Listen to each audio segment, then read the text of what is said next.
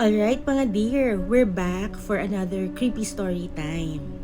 So, this time, kwentong Baguio to. Nakarating na ba kayo sa Diplomat Hotel?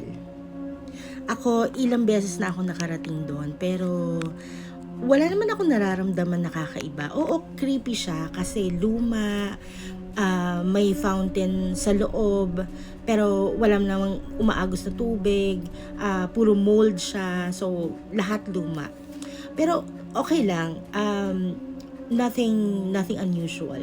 Pero kung naalala nyo, sa nakaraang kwento ko, sabi ko, napatunayan ko na yung pagiging sensitive natin sa mga kakaibang bagay or temporarily pag-open ng third eye natin ay maaring dahil sa mga taong nasa paligid mo na possible na sensitive or bukas yung third eye.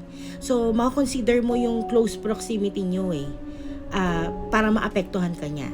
So, kung meron siya, ikaw din makakaramdam. So, nagpunta ako sa Diplomat Hotel one time kasama yung isang friend kasi she's from abroad.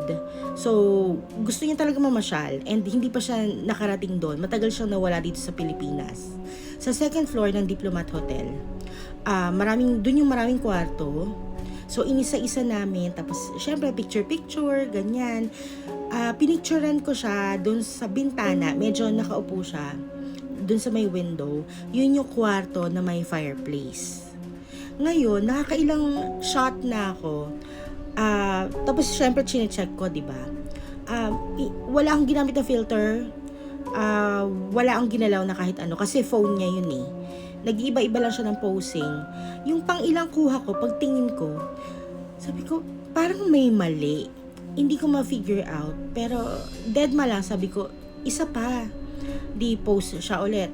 Kinuhanan ko. Tapos, tinitigan ko ulit. I swear, hindi niya muka.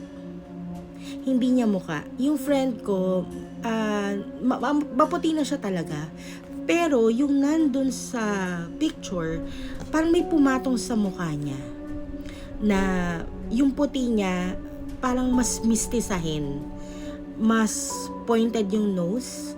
Mas makapal yung kilay na medyo light yung color. In short, mukha siyang Espanyol. Sabi ko sa kanya, halika, lumabas tayo ng kwarto na to. Sinabi ko sa kanya, look at the picture. Zoom ko, sabi niya, what? Sabi ko, it's not even you. Sabi ko, ibang mukha yan, ibang tao yan. Sabi niya, oh my God! Sabi niya ganon. Tapos, nung una, hindi naman ako masyadong takot. Pero nung oh my God siya talaga, nagulat na gulat. Doon talaga yung kilabot ko, parang umakyat sa ulo ko. Yun yung first time ever in my life na naramdaman ko yung sinasabi nilang lumalaki yung ulo. Naramdaman ko yun. Tapos yung kilabot yung umakyat dito sa batok. Grabe talaga. Sobrang, sabi ko, tara na, hinila ko siya pababa ng hagdan dun sa Diplomat. Tapos sa sobrang takot ko, hindi na kami nakarating ng main entrance para dun kami mag-exit. Kasi nakita ko ng maliit na door dun sa gilid, dun ko na siya hinila palabas. Sobrang, kilabot ko, hanggang ngayon, pag naalala ko, yung same feeling, nandun pa rin yung takot. Tapos, sinend ko yun sa GC namin nung dalawa ko pang friends. Kinilabutan sila and nainis sila kung ba't ko sinend. So, gusto ko sanang i-save. Gusto ko i-post sa social media pero ayaw nila. Pinadelete talaga nila sa amin kasi baka nga may negative energy, di ba? Ayun, and nung gabing yun, dun sa accommodation namin, feeling ko lang may sumama ha. Kasi, dinig na dinig ko yung stool, yung bakal, yung kahoy, yung upuan, tapos bakal yung mga paa, gumasgas siya sa tiles. Parang may humila. Tapos, napaupo akong konti. Pero, dead man na lang ulit, tulog na lang ulit ako. Ako lang nakarinig kasi mga tulog na sila eh. So, feeling ko lang may sumama from Diplomat Hotel.